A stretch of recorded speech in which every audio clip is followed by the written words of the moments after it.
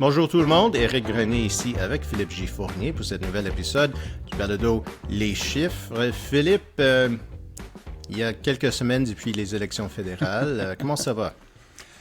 Écoute Eric, bonjour, bonjour tout le monde, ça va bien. Je pense que nous avons récupéré un peu. Il y avait beaucoup de fatigue à la fin de la dernière campagne fédérale. Je sais que j'ai passé de longues heures à faire des siestes et à récupérer après. Et je suis prêt à reprendre doucement le rythme. Nous avons bien sûr des nouveaux chiffres au Québec. On va discuter un peu des résultats de l'élection fédérale. Et toi, Eric, comment vas-tu? Comment est-ce que tu récupères ta séquence post-élection? Très bien, ça va très bien. Je suis maintenant au Québec aussi. Je suis en Gaspésie pour tout l'été. Et donc, Wow. c'est une balado 100% québécois encore. On va discuter un peu les résultats des élections fédérales, mais on va commencer avec un nouveau sondage du Léger. C'est un sondage provincial. Les chiffres pour les intentions du vote, c'est 33% pour le Parti québécois, 21% pour les libéraux, 20% pour la CAQ, 13% pour les conservateurs et 10% pour Québec solidaire. Philippe, tes réactions? Donc, premier sondage depuis mars. Et au Québec, je veux dire, il y a eu bien sûr la campagne fédérale qui a presque tout éclipsé sur le plan politique, mais au Québec, la CAQ a eu un hiver et un printemps plutôt difficiles. J'irai pas dans toutes les histoires. Ceux qui écoutent ce balado sont probablement au courant. L'histoire de l'hôpital Maisonneuve-Rosemont, les problèmes à la SAC. Et donc, il n'y a pas vraiment eu de bonnes nouvelles pour la CAQ, pour le gouvernement de François Legault, depuis maintenant plusieurs mois. Oui, parce Et donc, que tu disais un hiver et un printemps difficile et c'était après un automne difficile, un été difficile, un printemps difficile, donc ça va mal au CAQ. Le dernier sondage, le précédent sondage léger avait la CAQ à 24% des intentions de vote au Québec et on se demandait, est-ce que c'est un petit regain? Est-ce que la CAQ est en train de faire peut-être un petit retour? Non, finalement non. C'est 20% cette fois-ci pour la Coalition Avenir Québec, ce qui est à égalité avec le pire sondage pour la CAQ depuis que la CAQ est au pouvoir. Je pense qu'il y a eu un 19% de Palace. Mais lorsqu'on regarde les chiffres d'ensemble, j'essaie de trouver un côté un peu plus optimiste pour la CAQ, mais derrière, chez les hommes, chez les femmes, chez les jeunes, cinquième chez les jeunes, chez les 55 ans et plus, la CAQ est 12 points derrière le Parti québécois. Lorsqu'on regarde en région, à Québec, à Montréal, il n'y a aucun bon côté de ce sondage pour la Coalition Avenir Québec. Et Eric, je ne sais pas si tu as vu passer, mais juste avant le début du long week-end, j'ai mis à jour la projection québécoise. Ah oui. Et même moi, ça m'a secoué de voir la Coalition Avenir Québec à 4 sièges dans la moyenne. L'intervalle de confiance passe de 0 jusqu'à 15 sièges, donc on s'entend, c'est quand même large. Mais la CAQ serait presque rayée de la carte avec de tels chiffres si ça devait se maintenir jusqu'aux urnes l'an prochain. Et soudainement, l'élection québécoise, Eric, c'est pas si loin que ça. C'est l'automne 2026, c'est dans un an et demi. Ça s'en vient rapidement pour la CAQ. Et ce sondage léger, c'est la première fois que la CAQ est en troisième place, c'est par un point. Il y avait un sondage en février où la CAQ et les libéraux étaient en égalité, mais c'est la première fois qu'on voit dans un sondage léger que la CAQ est en troisième place. Ouais. C'est intéressant de voir les chiffres pour les libéraux, parce qu'on ne sait pas si c'est un peu l'effet Kearney, peut-être. L'effet Kearney. Oui, parce que les libéraux ont fait très bien dans les élections fédérales, mais Oh oui. c'est maintenant 21, 19, 21% pour les libéraux depuis février, et avant ça, c'était 16, 17, 15. Donc, on voit qu'il y a une amélioration pour les libéraux. Mais est-ce que c'est quelque chose de réel ou est-ce que c'est quelque chose qui est lié aux politiques fédérales. Ben, évidemment, et tu le sais très bien, Eric, dans plusieurs provinces, particulièrement en Ontario et vers l'Est, bien sûr, mais il y a de la pollinisation du fédéral dans les sondages. Des fois, les électeurs peuvent être un peu mélangés entre le fédéral et le provincial. C'est moins le cas au Québec. Les électeurs savent généralement qu'il y a une différence entre le PLC et le PLQ. Et ça m'a fait bien rigoler quand, bon, bien sûr, au cours des dernières semaines, on a parlé beaucoup de Terrebonne, la circonscription fédérale de Terrebonne. Ouais. Mais tu te rappelles, lorsqu'il y a eu l'élection partielle provinciale dans Terrebonne, c'était quoi, au mois de mars? On avait discuté, oh mon Dieu, le PLC avait eu 29% à Terrebonne au fédéral en 2021 et on regardait le PLQ qui a obtenu 4%. La pollinisation fédérale-provinciale au Québec, c'est minimal. Ce que je veux dire ici, c'est qu'on voit des chiffres un peu plus normaux pour le PLQ. 10% chez les francophones, on s'entend, c'est horrible. Le PLQ ne sera jamais compétitif dans des élections s'ils sont à 10% chez les francophones. Mais ils étaient à 5 ou 6% chez les francophones il y a quelques mois selon Léger. Et donc, on voit une légère amélioration des certains électeurs qui se cherchent. Ben oui, c'est peut-être ça va doubler encore. Ça va peut-être ça va être 20, ensuite fois. 40, ensuite 80. Mais on voit que plusieurs électeurs québécois qui se cherchent une alternative, plusieurs, en fait, une grande partie d'entre eux, ont décidé que leur choix était le Parti québécois pour celle-ci. Mais le Parti québécois, clairement, a un plafond. On voit ici, les optimistes diraient le Parti québécois reste en première place, 33% du vote, c'est 12 points d'avance sur ses rivaux. Le pessimiste dirait le Parti québécois ne grandit plus. Il a atteint son plafond autour de 32, 33, 34%. Mais 33%, Éric, dans un système comme le nôtre, le système uninominal à un tour, avec 5 partis, c'est une victoire assurée, et même, je dirais, même majoritaire, presque assurée. Oui, avec une avance de 19 points parmi les francophones, 42 à 23 pour la CAQ, et les conservateurs en troisième place avec 13%. Et on voit que c'est les résultats similaires dans les régions, où c'est une avance encore de 19 points pour le Parti québécois. Et oui, c'est encore ici, c'est les mêmes chiffres qu'on a vus depuis la fin de 2023. Peut-être. Exact. Donc, ça ne change pas beaucoup, même si on avait eu beaucoup des événements, des problèmes pour le gouvernement Legault, l'influence des États-Unis, l'influence des élections fédérales. Yep. On voit que c'est assez stable au Québec. Est-ce que ça va durer pour un autre an et demi? C'est que ce qui s'est passé au fédéral, Éric, vient de changer notre perception de ce qui pourrait se passer partout au Canada pour bien longtemps.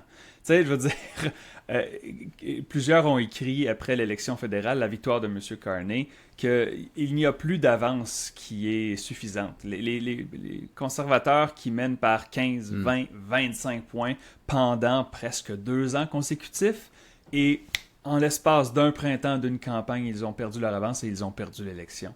Alors, je veux dire, ça serait vraiment, vraiment déplacé de notre part de dire « Ah, le Parti québécois a ça dans la poche » avec ce qui s'est passé. Et là, moi, ce que je regarde aussi, c'est les taux de satisfaction. Léger fait un suivi du taux de satisfaction et ça ne bouge pas pour la CAQ. 32% d'électeurs satisfaits, dont seulement 2% de très satisfaits. Il y en a 30% qui disent plutôt satisfaits. Donc, c'est beaucoup de gens qui sont tièdes à l'idée d'une réélection de la CAQ, 61% d'insatisfaction.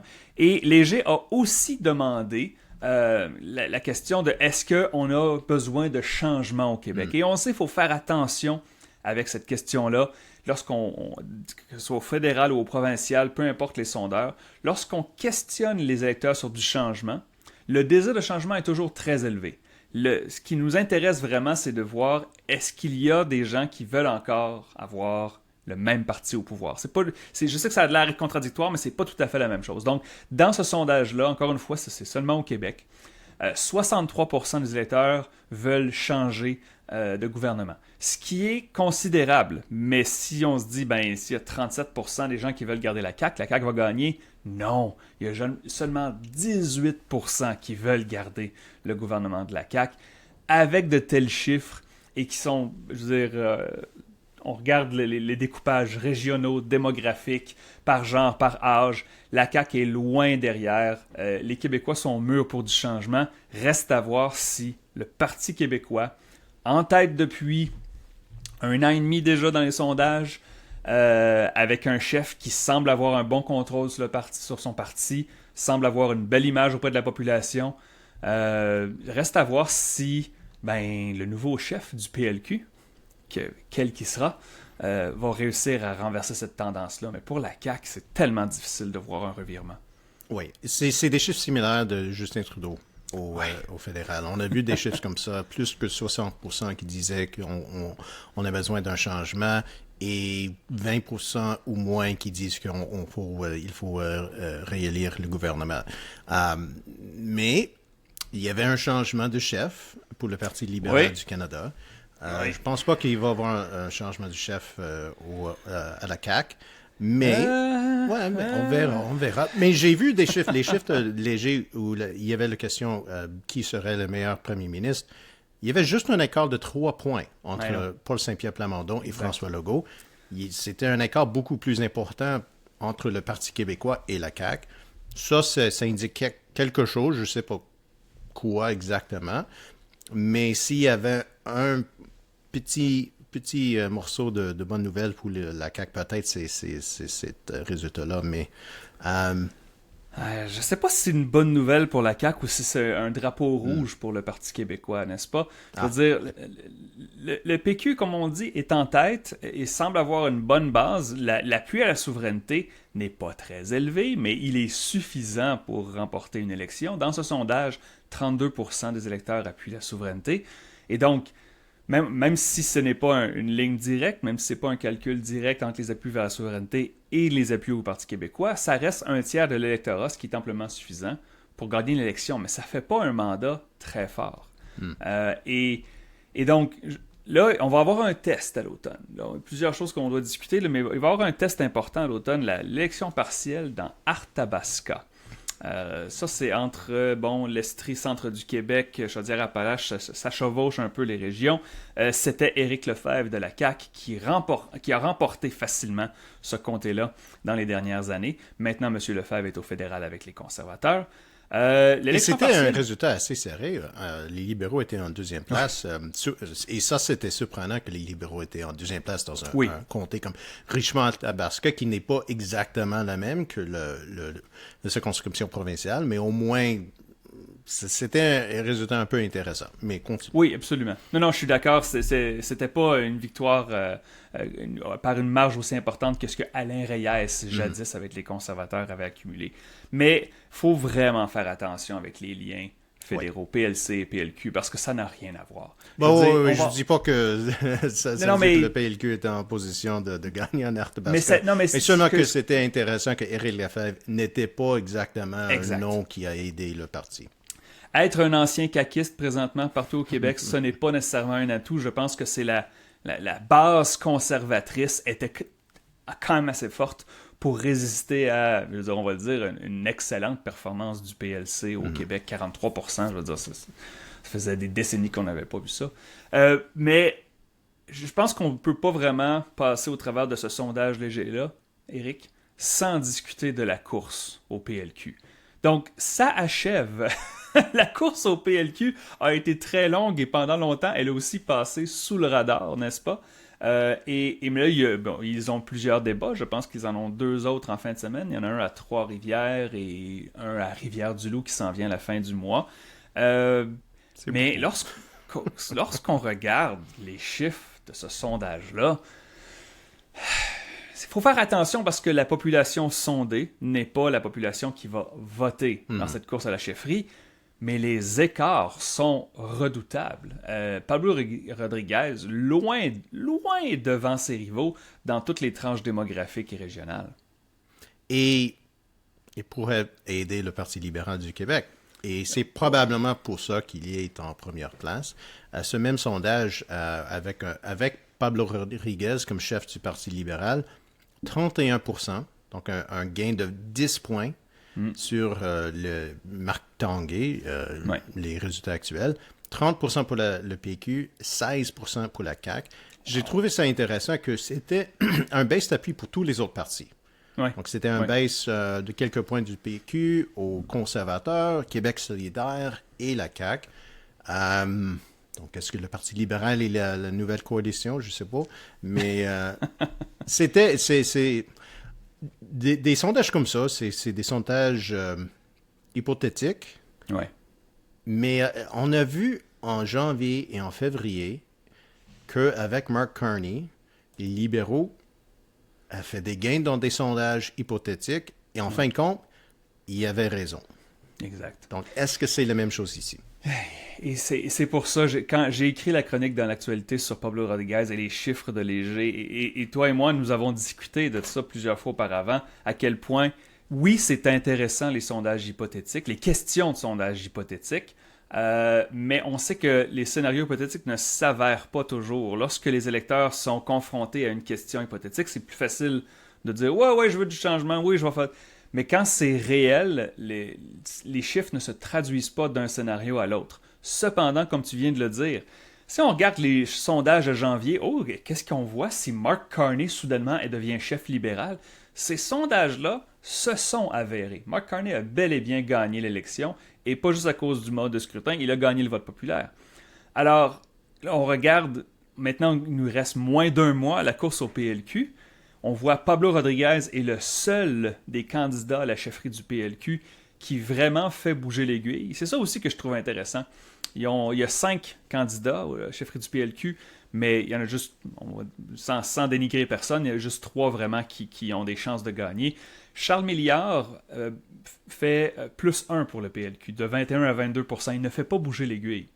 Carl Blackburn fait bouger l'aiguille un petit peu, place le PLQ à 25%, ce qui serait toujours une défaite pour le PLQ.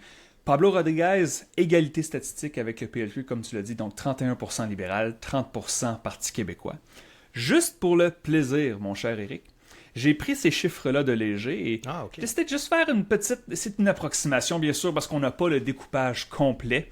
Ce que nous avons, c'est si Pablo Rodriguez était le chef du PLQ, ce même sondage-là, le PLQ récolterait 30% chez les hommes, 33% chez les femmes, 33% chez les plus âgés, 21% chez les francophones, ce qui n'est pas beaucoup, mais ce qui est bien mieux que ce qu'on a vu dans les dernières années. 39% dans le Grand Montréal, 24% dans le reste du Québec. Et donc, j'ai pris ces chiffres-là, et même s'ils sont approximatifs, ils nous donnent une bonne idée de quoi ça pourrait avoir l'air. Et voici ce que ça m'a donné. Parti québécois, 65 sièges. Donc, majoritaire, mais de justesse. Parti libéral, 45 sièges. Et donc là, tu fais le calcul, on est rendu à 110. J'avais 8 sièges pour les conservateurs. Ça ne bouge pas vraiment parce que les PLQ n'est pas compétitif ou les conservateurs le sont. J'avais 6 sièges pour le Québec solidaire. Et là, si tu fais les maths dans ta tête, tu dis qu'on est rendu à 125. Non, on est rendu à 124. Et j'avais seulement un siège pour la CAQ. Alors, Pablo Rodriguez, avec des chiffres comme ça, pourrait, avec le PQ bien sûr, les deux ensemble pourraient carrément balayer la CAQ du portrait et ça serait probablement la fin de ce parti si ça devait s'avérer. On est encore loin bien sûr, j'insiste là-dessus, ce sont des scénarios hypothétiques, mais on voit qu'il y a une ouverture avec Pablo Rodriguez. Si le même sondage disait « avec M. Rodriguez, le PLQ passe de 21 à 23%, ça voudrait dire quelque chose aussi. Ça voudrait dire que les électeurs n'écoutent pas vraiment. Mais là, il y a une écoute. Ça, je trouve ça intéressant. Et on sait que si le climat est si différent pendant une campagne électorale, ça pourrait avoir un effet. Si on voit à la mi-campagne que la CAQ est à 16% et est en place pour gagner quelques sièges, c'est possible qu'on va voir un mouvement parmi ces électeurs-là. Parce que les gens aiment voter pour un parti qui va gagner, un parti qui va au moins gagner des sièges. Donc, on ne sait pas exactement quel effet ça pourrait avoir, parce que peut-être ces caquistes qui restent avec le parti. Est-ce qu'ils vont rester, est-ce qu'ils vont aller au PQ, aux libéraux, aux conservateurs? Est-ce qu'ils vont rester avec la CAQ? C'est un parti intéressant parce que est-ce qu'il y a vraiment des purs et durs caquistes? Je sais pas. Je pense pas que le parti est le même parti que l'ADQ dans le passé. Donc, non. C'est vrai que c'est possible que si c'est une élection comme ça pourrait être la fin de la CAQ. Et bien sûr, absolument. Et le cœur de la CAQ au départ, c'était les restes de l'Action démocratique du Québec. Mais si on parle de ces électeurs-là, et là, on parle bien sûr de 15 ans, mais plusieurs de ces électeurs-là iraient vers Éric Duhem et les conservateurs. Et donc, c'est comme si la CAQ se faisait arracher des morceaux de tous côtés, les fédéralistes vers les libéraux, les conservateurs vers Éric Duhem, les nationalistes presque souverainistes ou souverainistes mous s'en vont vers le Parti québécois. Et donc, la CAQ, en fait, la CAQ perdrait de la même façon qu'elle a gagné, n'est-ce pas, en arrachant un peu des électeurs à tous les partis. Mais bon, on verra bien ce qui va se passer, mais avec plus le temps passe, plus ça se cristallise. Et là, le mois prochain, comme on a dit, le nouveau chef libéral, 14 juin, à Québec, au Centre des congrès de Québec.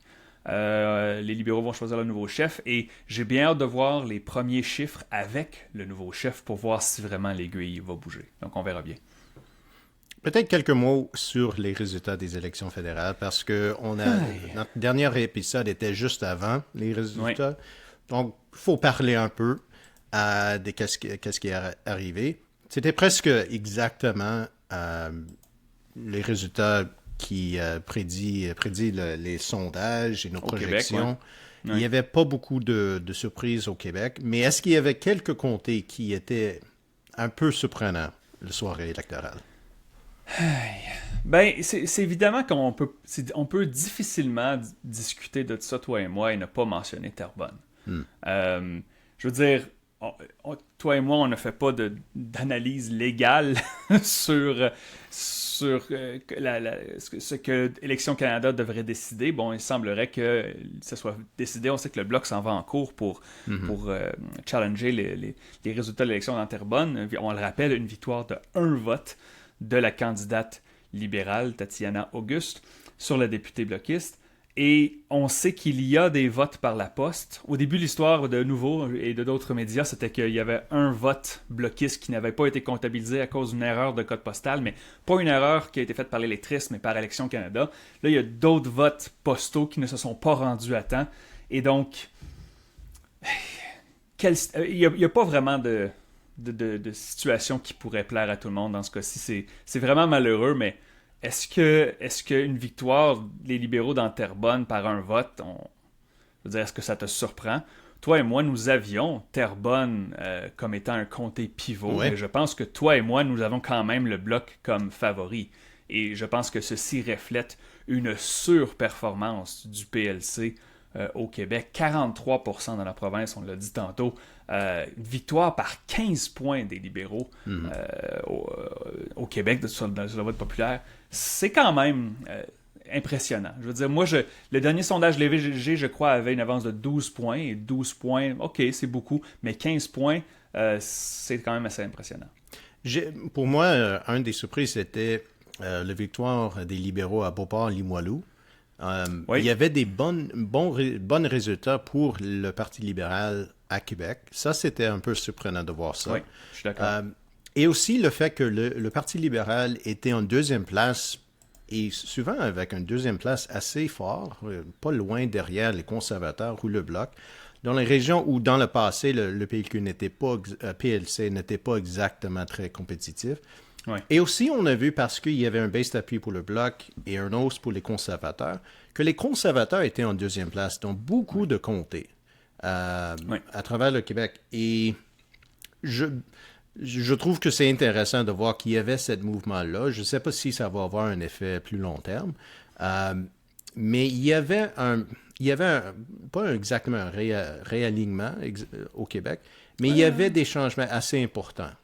Même s'il y avait Des sièges qui a changé de main, c'était pas vraiment surprenant là, dans la plupart des cas, mais je pense qu'il y avait des résultats au plus bas que les gagnants qui étaient intéressants de voir et c'est à suivre de savoir si ça va rester comme ça, que les conservateurs vont être plus compétitifs dans des autres régions et que les libéraux sont maintenant compétitifs à Québec et encore, comme je disais, à Richmond, à Arthabasca. Ouais, c'était intéressant de voir ça. Tu sais, je veux dire, on va le dire pour le Bloc québécois, Yves-François Blanchet a quand même sauvé les meubles. 22 sièges, c'est pas une très bonne récolte. C'est le 3e pire résultat de l'histoire du Bloc, mais 27,9%, donc presque 28%. Au cours de la campagne, toi et moi, nous avions des projections avec le Bloc qui étaient plus près de 22-23%, pas 28%. Le Bloc a remonté après les débats. Et je pense que la stratégie d'Yves-François Blanchet, après les débats, de dire, bon, ben, tout le monde sait, là, Carney va gagner, donc vous pouvez voter en toute confiance pour le Bloc québécois. Toi et moi, nous avons un petit peu rigolé avec ces phrases-là en disant, bon, c'est du spin, mais c'était du très bon spin. Et je crois que ça a fonctionné. Plusieurs Québécois maintenant, des électeurs québécois qui étaient pivots, qui ne voulaient pas Pierre Poilievre comme premier ministre à Ottawa, on regardait ça et on a dit, ok, c'est vrai, les libéraux vont gagner. Même si ça a été un peu plus serré que l'on croyait. Mais bon. OK. Je pense que ça va être tout pour cette semaine ou cet épisode du balado Les Chiffres. Philippe, qu'est-ce que tu attends pour les prochaines semaines dans la politique québécoise? Évidemment, là, le rythme a ralenti à cause de la fédérale, et là, le rythme va ralentir à cause de l'été, mais comme je l'ai mentionné, la course à la chefferie du PLQ, c'est quand même l'opposition officielle à Québec, même si le parti n'a pas eu des bons résultats dans les dernières élections. On va surveiller ça, il y a la partielle dans Arthabasca. Je me demande quand est-ce que François Legault va déclencher la partielle. Il a jusqu'en fin septembre pour la déclencher, donc l'élection pourrait être en octobre techniquement, mais comme je doute que la CAQ soit capable de retenir Arthabasca, est-ce qu'il pourrait juste dire on va faire ça le 20 juillet, en plein milieu de l'été, pour que bien des gens soient en vacances puis qu'on n'en parle pas, ou est-ce qu'il va vraiment le faire alors qu'on est à 1 an des élections provinciales à l'automne, en session parlementaire avec tous les médias, toute l'attention médiatique qui est dévouée. Je ne sais pas c'est quoi la bonne stratégie, mais je pense que le choix du timing de l'élection partielle va être à suivre. Est-ce que c'est une mauvaise chose pour la CAQ de voir ces chicanes entre Éric Duhaime et Paul Saint-Pierre Plamondon pour quelques mois de plus? Je sais pas. En fait, s'ils essaient de voir une bonne nouvelle au travers de ça, c'est qu'ils sont très très optimistes. Moi, je regarderais le dernier sondage léger à l'échelle du Québec et Arthabasca serait loin dans mon esprit, mais ça, c'est juste moi. Merci beaucoup, Éric. Merci beaucoup, tout le monde. On vous revient très bientôt avec un autre épisode du balado Les Chiffres. Pour vous abonner au balado, vous avez accès à notre Discord, vous avez accès à nos épisodes, quelques épisodes en anglais, à nos épisodes bonus, www.leschiffres.ca. Et merci beaucoup.